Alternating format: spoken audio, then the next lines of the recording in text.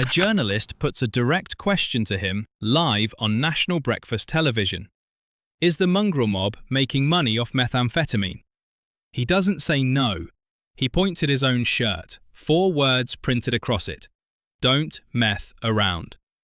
That's the answer he gives.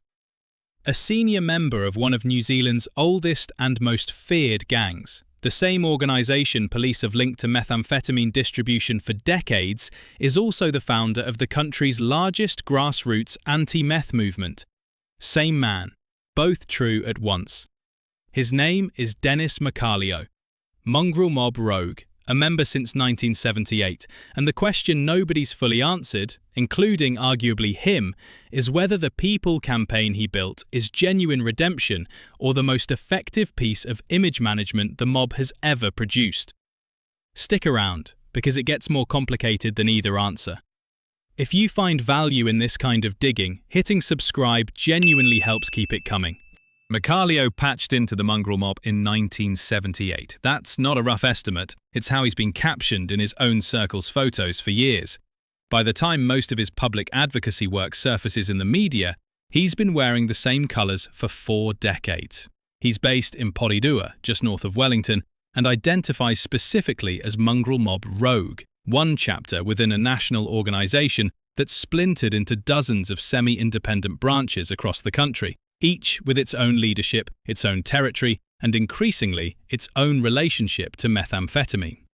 In 2016, Makalio and his wife Liz start something called People, not a government program, not a funded rehabilitation service, a grassroots campaign built from the ground up by 2 people, one of them a former meth addict himself. By 2019, its Facebook group has grown to 7,000 members. Makalio describes what drove it plainly. We created a movement because there was no help out there. He's blunt about the drug itself, so evil and sneaky he calls it, and blunter still about where he thinks the money should be going. Not into prisons, into prevention and education. He tells a Hawke's Bay hui the government's meth strategy, running since 2006, has spent everything on incarceration and almost nothing on stopping people getting hooked in the first place. Here's where it gets uncomfortable. When John Campbell, hosting Breakfast, asks him directly whether the Mongrel mob is profiting from methamphetamine, Makalio doesn't deny it and doesn't confirm it. "I'm sick of the blame and shame game," he says. "This is a national problem, the whole of New Zealand's problem." Pushed again, is he personally involved in the meth trade in any way? His answer is to point at his shirt. Don't meth around. Not a yes, not a no. A slogan deployed as an answer to a direct question about criminal involvement on live television.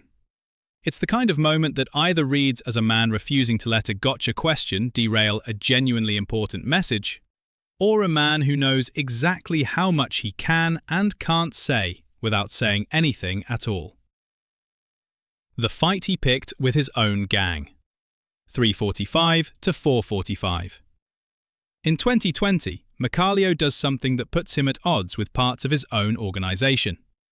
The Wahine Toa, the women's chapter of the Mongrel mob kingdom in Waikato, files a claim with the Waitangi Tribunal, arguing that colonisation is directly responsible for violence inflicted on mob women and Maori women more broadly. Makalio pushes back publicly, and hard. "Why are you wearing the perpetrator's bulldog?" he asks. "Tattooing their bulldog on their arms, and we are supposed to be the perpetrators." It's a genuinely pointed challenge, aimed not at police, not at government, but at women inside his own broader gang movement.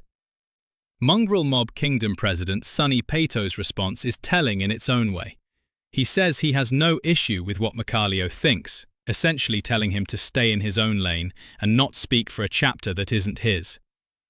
It's a small moment that reveals something larger. The Mongrel mob isn't one organisation with one voice.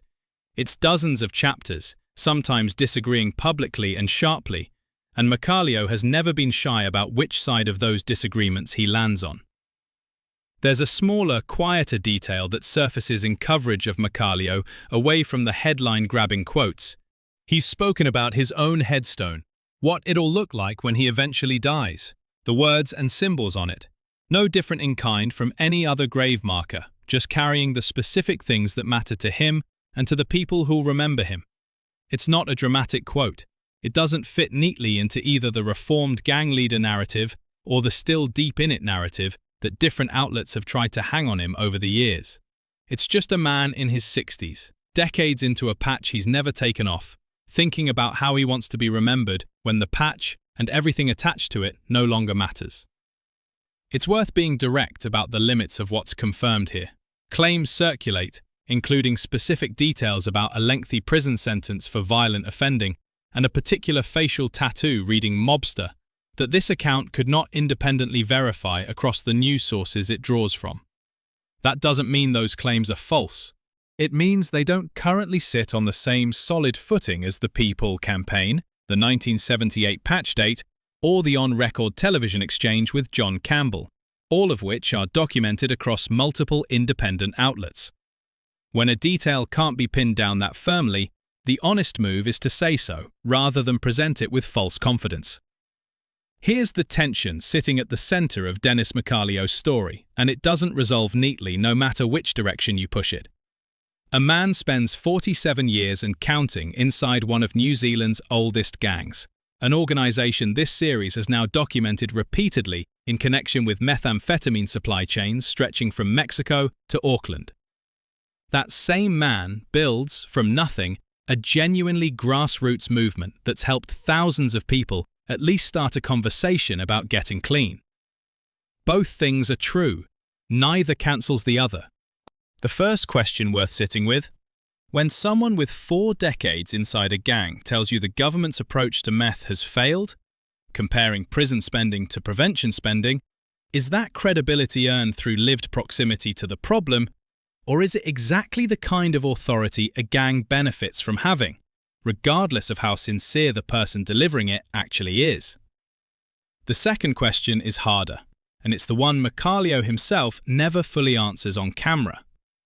If you've spent your entire adult life inside an organization with documented links to methamphetamine distribution, and you're asked directly whether you've personally profited from that drug, what does it mean that the honest answer, whatever it actually is, gets replaced by a slogan on a t-shirt?